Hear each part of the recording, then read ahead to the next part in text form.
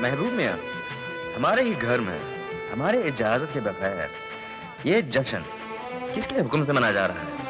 गुस्ताखी माफ। ये खादिम माफी का तलबगार है क्योंकि मैंने आपकी इजाजत के बगैर ही इस जश्न का ऐलान कर दिया।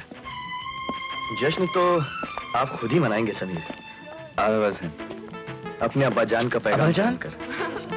समीर खुश आमदीद। अस्सलाम वालेकुम। वालेकुम अस्सलाम। हेलो।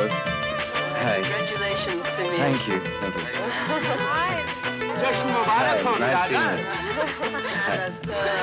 वालेकुम अस्सलाम, वालेकुम अस्सलाम।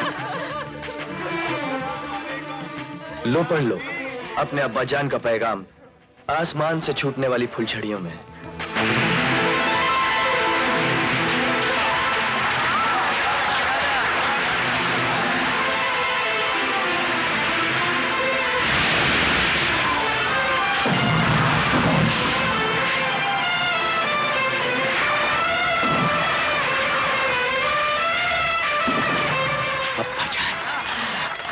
अपने अब्बाजान की ख्वाहिश को तो आपने आसमान में लिखा हुआ पढ़ा। अब हमारे शहंशाह की ख्वाहिश को अपने मुकद्दर में लिखा हुआ पढ़ लीजिए।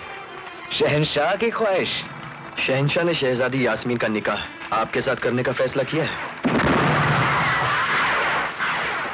यह नामुमकिन है ज़फर। यह हक मैं और किसी को दे चुका हूं। ओह, गुस्ताखी माफ। क्या मैं जान सकता हूं कौन है वो? एक मजबूर और बेसहारा लड़की जिसकी दुनिया मेरे दम से है। देखना चाहोगे? उस खुशनसीब को कौन नहीं देखना चाहेगा जिसके लिए आप रियासत के तख्त ताज को ठुकरा रहे हैं। समीर।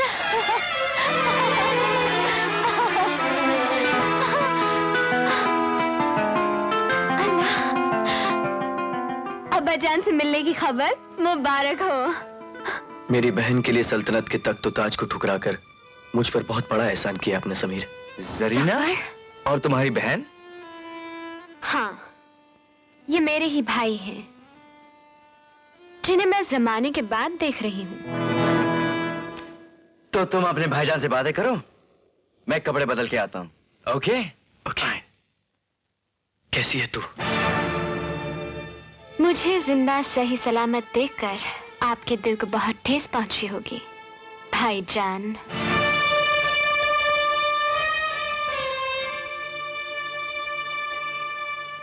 कैसी बातें करती तू जरीना?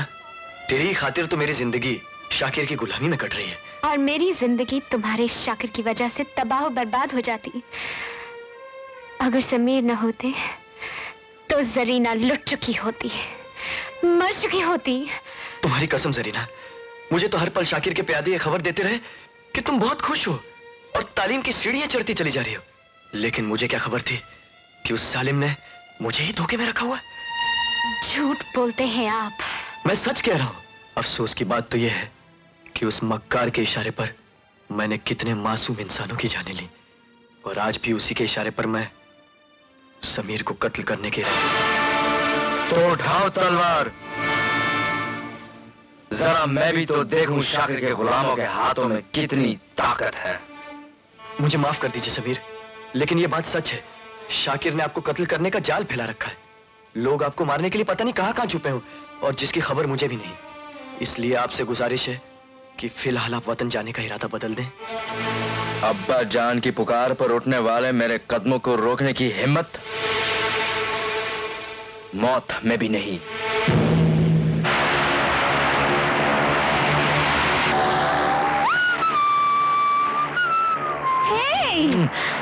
शरारत नहीं।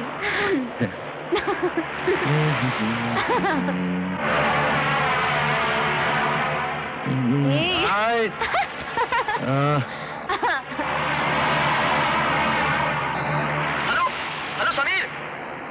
Hello hello Zafar. समीर, अभी अभी इत्तला मिली है कि तुम्हारे जहाज में बम रखा हुआ है और जैसे तुम लैंड करोगे ये बम फट जाएगा।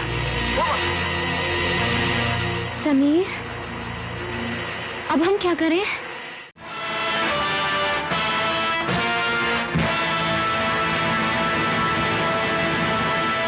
आज 22 साल के बाद पहली बार बाप बेटे का सामना होगा। आलम बना, मेरा तो कलेजा धड़क रहा है। आपको लगता है समीर मुझे पहचान लेगा? आज दिल की वादी में खून के कतरों की गूंज उठेगी और हर कतरा पुकार पुकार कर कहेगा, समीर ये तेरे वालिद हैं, जा इनके सीने से लग जा। आलम पना, खबर आई है, समीर पैराशूट से रेगिस्तान में उतर रहे हैं।